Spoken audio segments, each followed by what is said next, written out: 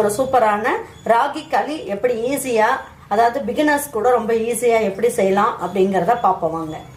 நம்மளோட சேனலை சப்ஸ்கிரைப் பண்ணாதவங்க சப்ஸ்கிரைப் பண்ணிக்கோங்க. சமையல் குறிப்புகள்லாம் உடனே உங்களுக்கு வேணும்னு நினைச்சீங்கன்னா பக்கத்தில் இருக்க பெல் பட்டனை அழுத்தி வச்சுக்கோங்க. அப்படியே ஃபேஸ்புக், இன்ஸ்டாகிராம், ஷேர் சேட்டை ஃபாலோ பண்ண மறந்துடாதீங்க. 200 கிராம் அளவுக்கு ராகி பவுடர் வாங்கிட்டு வந்து நல்லா ஜலிச்சுட்டு எடுத்து வச்சிருக்கேன். இந்த மெஷர்மெண்ட் கப்லேயே 1 கப் அளவுக்கு ராகி மாவு எடுத்தேன். இதில் 1 கப் அளவுக்கு தண்ணி ஊற்றி ஃபர்ஸ்ட் நம்ம என்ன பண்ணலாம், இது கட்டி இல்லாமல் நல்லா கரைச்சி எடுத்துக்கலாம். இது கரைக்கும் போது இதுக்கு தேவையான அளவுக்கு உப்பு போட்டுக்கலாம். இந்த களிக்கு தேவையான அளவுக்கு உப்பு போட்டுடலாம். இது ரொம்ப ஈஸியாக, ரொம்ப சிம்பிளாக பண்ணிடலாம். யார் வேணாலும் அதை பண்ணிடலாம்.